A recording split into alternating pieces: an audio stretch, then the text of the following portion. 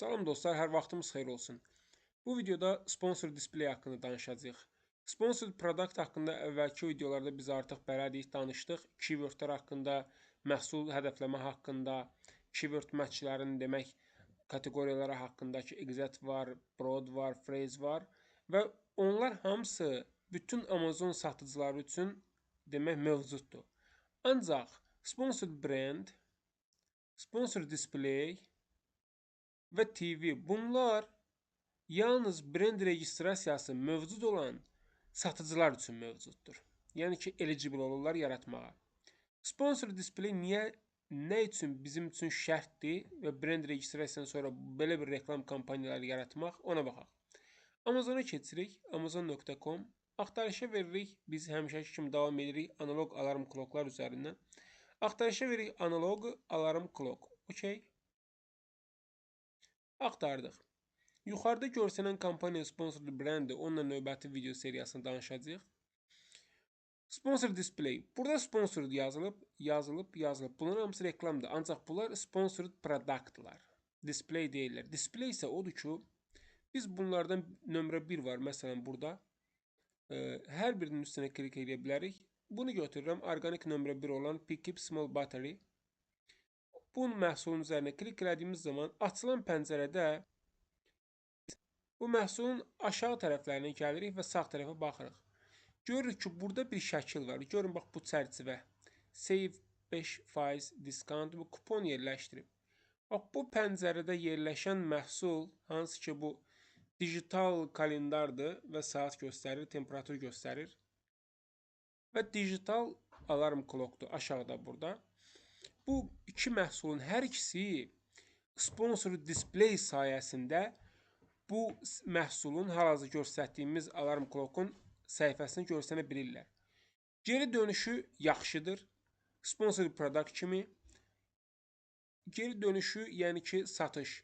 Biz hədəfləyirik bu məhsulu. Bu məhsula klik edənlərin geriyə baxıb sponsor displaydən alış eləməklərinə mən geri dönüş deyirəm. Faiz nisbəti yaxşı olur. Yenə də nişədən və məhsuldan asılı olaraq dəyişə bilər. Ancaq display olaraq hədəflədiyimizdə belə bir ekranda önə çıxırıq və çox tez diqqət cəlb edərək və xüsusilə də belə bir diskount kampaniyaları falan keçirdiyimizdə şərtdir ki, aqressiv olaraq display eləmək. Shop now, görürsünüz, burada da bu başlığı belə yerləşdirib. Xüsusi bir təklifə oxşuyur kimi bir endirim kampaniyası və s. alış üçün stimul yaradır. Bu bizim sponsor displayimiz oldu ki, bildik necədir, hansı formada olur. İndi isə keçək sponsor displaydə bu videoda əsas haqqında danışacağımız CPC var, CPC View Purchase və VCPM var. Onların fərqi nədir, onlar haqqında danışacağıq. Biz demək, bu portfolio yaratdığımız halda növbəti videolarda kontekstual lifestyle videolarında sponsor displayin növbəti addımlarda onlar haqqında danışacağım. Bu videoda birbaşa keçək strategiyasına. Bəli, bu ekran haqqında danışacağıq. Burada seçimi düzgün eləmək lazımdır. 5 cür sponsor display var. Onları yaratdığımız zaman biz buradan doğru seçim eləməliyik ki, hansını seçməliyik. İlk öncə onu deyim ki, cost kontrolu bağlı saxlayın. Mən bir neçə məhsullarda yoxlamışam. Cost kontrol effektiv nəticə bizə verməyib. Sadəcə Amazon bizə charge edib belə pul itkisi kimi gəlib. Bu üçü reach var, page visit var, page conversion var.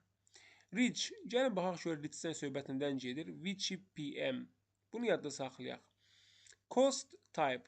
Cost per 1000 viewable impression, conversion attributed to viewable impressions and clicks. Okay. 1000 demək impressiona bizi charge eləyirlər. Məsələn, biz biri qoysaq 3 euro və ya dollar, 1000 dəfə impressiona biz 3 euro charge olacaq reach-də. Nə zaman reach eləyirik? İndi ondan danışaq. Reach o zaman olunur ki, kontekstual hədəfləmə elədiyimiz zaman, yəni ki, biz bu məhsulun azinini götürürük və ya da ki, başqa bir məhsulun azinini götürürük. Bir sözlə Cerebro-da deyək ki, məhsullarımız var. Necə yaradılır, barədə danışacağım. Burada qısaca baxaq. Cerebro videosunda göstərmişəm. Belə bir azinləri seçmişik, rəqiblərimizin identifikasiyalarını.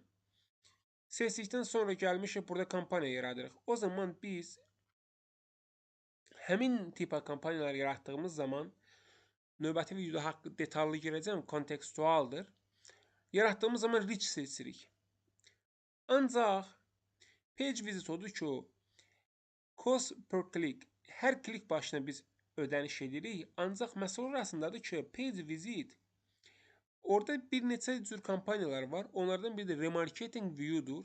Yəni ki, bizim məhsulumuz və buna oxşar məhsullar eynilikdə müştəri girib artıq baxıbsa son bir həftə ərzində və ya da ki, göstərəcəm detallı videoda son bir ay ərzində, son 6 ay, 180 gün, 360 gün ərzində seçimimizdən asılıdır və hansını seçmək lazım olduğunu da deyəcəm növbəti demək remarketing videosunda. Biz remarketing kampaniyası, amma bax view remarketing olduğu zaman page visit'i seçirik. Növbəti conversion'dır. Conversion'da da eynən page visit'də olduğu kimi CPC, yəni ki cost per click, hər klik başına ödəniş edirik. Ancaq conversion o zaman edirik ki, iki vaxtı. Bir defense kampaniya strategiyası yaratdığımızda edirik. Defense yəni mənim bir məhsulum yoxdur, mənim var 3-4 məhsulum bir brend adı altında və bir-birinin müdafiəsi üçün defense edirəm. O zaman CPC qoyuram. Və ikinci və ən önəmlisi budur ki, remarketing hədəfləmə elədiyim zaman, remarketing yadda saxlayın, çox önəmli kampaniya tipidir. Purchase remarketing elədiyim zaman conversion seçirəm ki, artıq son 30 gün, 60 gün və ya 180 gün ərzində bu məhsuldan girib alan insan təkrar almaq ehtimalı varsa, mən onları hədəfləyirəm. Sponsor display haqqında olan strategiya belədir. Növbəti videomuz olacaq kontekstual marketing demək kampaniyaları necə olur? Ondan sonra olacaq remarketing kampaniyaları necə olur? In-market audience necə olur və lifestyle interest kampaniyaları necə olur və nə zaman bu kampaniyaları qururuq? Hansı məhsula? Hər məhsul üçün bütün kampaniyalar qurulmamalıdır. Neçə və məhsula görə dəyişə bilər.